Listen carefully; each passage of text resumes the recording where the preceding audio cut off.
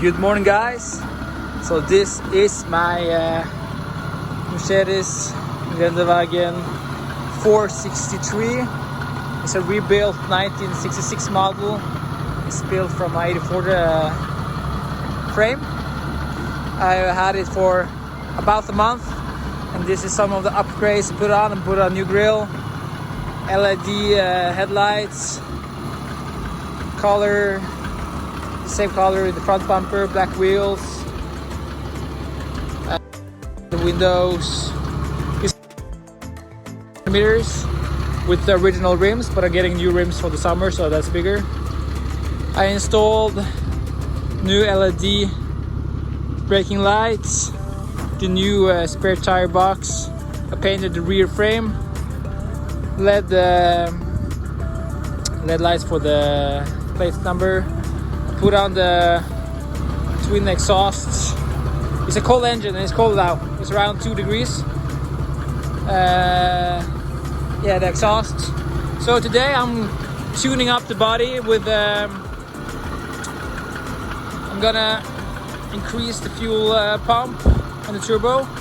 I played a little bit with it yesterday, and I took one round on the diesel pump. So it's a OM 603 engine with originally 136 horsepower. The car weighs over 2 tons, so it's slow as a turtle. After adjusting it up one round counterclockwise on the pump, and I put on a turbo booster with the adjustments, and with around 1 bar on the turbo. It was a bit faster, but I think I'm gonna go half a round more just to see how it works. I don't want to push it too much because of the exhaust seats, but half a round more on the pump and a little bit more on turbo to see how it goes. And yeah, I want to show you inside. So I upgraded the stereo. It's a bit messy now with textile seats, and with the blinkers on the backside. It looks pretty neat. So I gave a good price for it, but I put in a lot as well. But yeah, it's a good car. It's like driving a tanks. And here I put in from eBay like a stereo with a rear camera, a rear backing camera. Yeah. So we'll see how it goes. First thing off, here's a turbo here. This is a adjustment screw that I put on.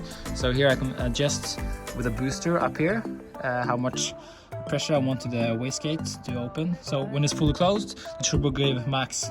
And this turbo, I think the engine has gone 350 kilometers, 1,000, but I think the turbo is kind of newer. It looks pretty fine, and it gives boost up to 1.7 bar, so that's pretty impressive. So I think the turbo is newer, and the diesel pump is down here. So on this one I have a cruise control. I'm going to show you. You're going to remove this box, the pipe on the turbo, and then I have to remove the cruise control unit. And then you have full access behind the pump for which screws to adjust on the pump. So it's 3 screws you're gonna adjust. It's for from the idling speed, and then 2 from the idle for idles, and then 1 for the fuel pump. So yeah, I'm just gonna take everything off. It's very easy. Just take it off. Screw here on the air filter box. Take on this one, and take on that one. The big black tube there. And you have free access. Yeah, so I think I did it yesterday. I used about 1 hour. I think I'm gonna do it in 10 minutes. So let's see how it goes. So taking off the tube for the turbo, off with the air filter, off with the air filter box. So here's the pump. Here is the diesel fuel pump.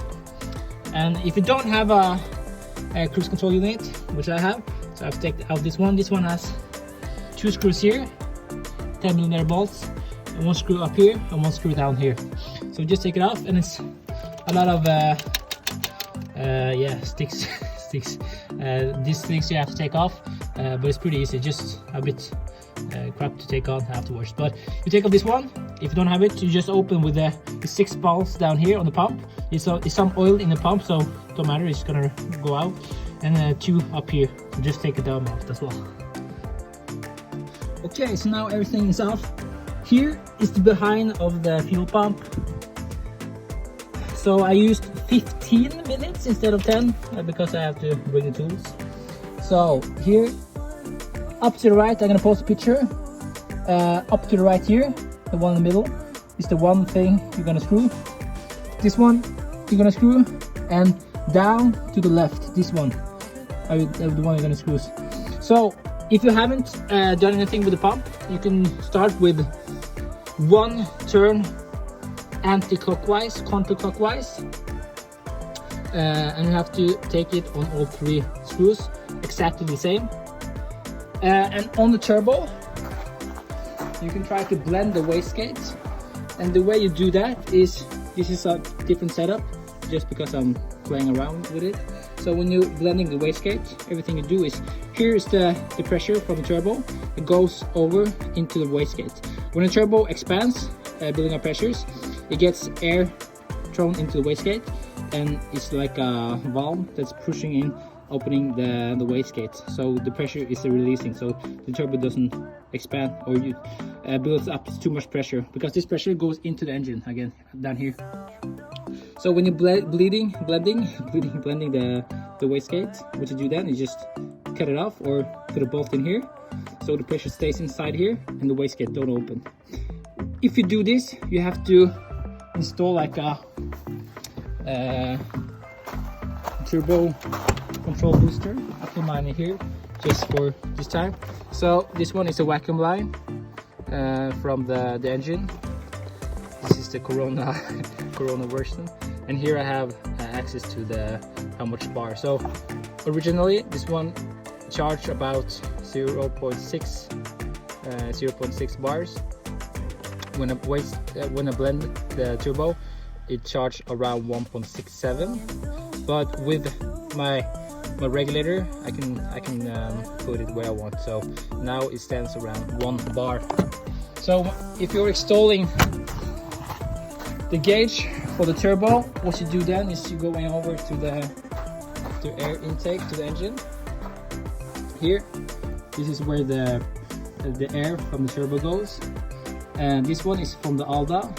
The ALDA, when the turbo gets more boost, the pressure goes in here and into the ALDA. The ALDA is it increases the fuel into the pump, into the engine when the turbo goes in. So more air, the more fuel you have to use, so the engine don't get too lean. So here I just put on a T piece. So this is for the gauge, and down here to the ALDA. So the thing is, I haven't done this too much, but when you increase the fuel, or the diesel, not the fuel but the diesel, it's opposite with gas cars. When you use gas, the more air you have, the hotter the engine. But on diesel cars, the more diesel you use, the hotter the engine.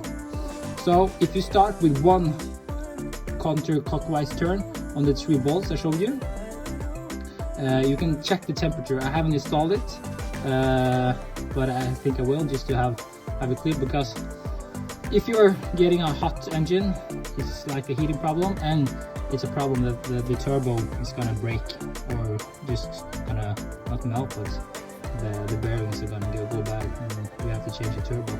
So many people who install new pump also install a better turbo. But I think this turbo is good, but I'm taking a chance. Now I had it 1 turn yesterday, and I get the pressure up to 1 bar.